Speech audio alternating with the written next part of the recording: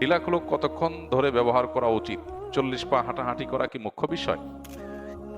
মুখ্য বিষয় 40 পা বা এর কম বেশি কোনো পা হাঁটাহাঁটি করা নয়, বরং মুখ্য বিষয় হলো পেশাবের পর বা মলমূত্র ত্যাগের পর অপবিত্রতা থেকে পবিত্র হওয়া, এটা হলো মুখ্য বিষয়। পেশাবের পর আমরা যারা বাংলাদেশের মানুষ এ অঞ্চলে বসবাস করি, আমরা ভাত টাত খেয়ে অভ্যস্ত। আমাদের শরীরের মধ্যে সাধারণত একটু শরীরটা আমাদের রসালো হয়। আরবের মানুষ যারা রুটি খায় বা পাকিস্তানের মানুষ যারা রুটি খায়, রুটি প্রধান, তারা আমাদের চাইতে তাদের শরীরের গঠন থাকে কিছুটা শুষ্ক টাইপ। আমাদের দেশে মানুষের পেশাবের পর সাধারণত পেশাবের ফোঁটার ধারা বন্ধ হতে একটু সময় লাগে।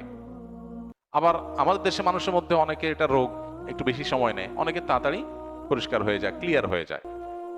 তো এটা আসলে ব্যক্তির উপর বা পরিবেশের উপরে অনেক সময় ভ্যারি করে। খোলাসা কথা হলো, শরিয়া নির্দেশনা হলো ইস্তানজিহু আনিল বাউল ফাইন্না আম্মাতা আযাবিল কবরি মিনহু। পেশাব থেকে পবিত্র থাকো, পরিচ্ছন্ন থাকো, এটা হলো শরিয়ার নির্দেশ। কিভাবে থাকবে সেটা আপনার ব্যাপার। এখন কারোর পেশাবের ধারা ফোঁটা বের হতে শেষ হতে সময় লাগে, তো তিনি ইউরিনালে অথবা টয়লেটে তিনি অপেক্ষা করে প্রয়োজনে উঠবস করে তিনি এটা দূর করবেন, দূর করে তিনি বের হয়ে যাবেন।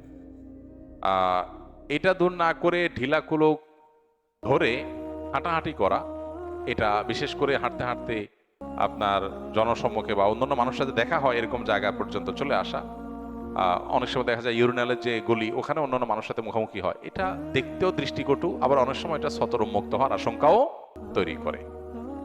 আর এভাবে নবী সাল্লাল্লাহু আলাইহি ওয়াসাল্লাম হাঁটাহাঁটি করতে কোথাও আলাদা করে নির্দেশও করেন নাই। অতএব আমরা প্রত্যেকে যার যার দায়িত্বে ইউরিনালে বা টয়লেটে বসেই নিজের পেশাবের ধারা বা নাপাক এটাকে দূর করে তারপর বের হবো ইনশাআল্লাহ। অনেকে আছেন অহেতুক ওয়াসওয়াসার রোগে ভোগেন, ওয়াসওয়াসার রোগে ভোগেন, তার পেশাব আসলে আসে নাই, তার মনে হয় পেশাব আসতেছে, এই মনে হয় দূর করার জন্য সে 40 কদম 60 কদম হাঁটাহাঁটি করে।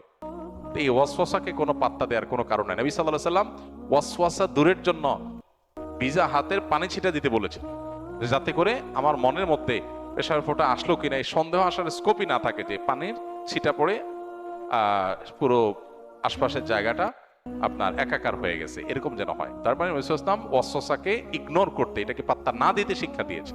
অতএব আমরা সেটা করতে হবে ইনশাআল্লাহ তাআলা। এইভাবে হাঁটাহাঁটি করা, এর কোনো নির্দেশ তো নাই, বরং অনেক ক্ষেত্রেই এটা উন্মুক্ত হওয়ার কারণ হয়। বিধায় এই বিষয়গুলোতে আমাদের সতর্ক থাকা দরকার এবং শরিয়ার সীমানা এবং সুন্নাহকে অনুসরণ করা দরকার। সুন্নাহকে অনুসরণ করতে গিয়ে ঢিলা, তারপরে যে আপনার টিস্যু, পানি ব্যবহার, উভয়টা ব্যবহার করা সম্পর্কে হাদিস আছে, সেটা আমরা করতে পারি, আর নাহলে যে কোনো একটা ব্যবহার করতে পারি। কিন্তু দিন শেষে পবিত্র করা হলো মুখ্য, কিন্তু পবিত্র করতে গিয়ে দৃষ্টিকটু কোনো কিছু যেন না হয়, খোলার মতো বিষয় যেন না হয়, সেই জিনিসটা হলো লক্ষণীয় বিষয়। জাযাকুমুল্লাহু খায়রান।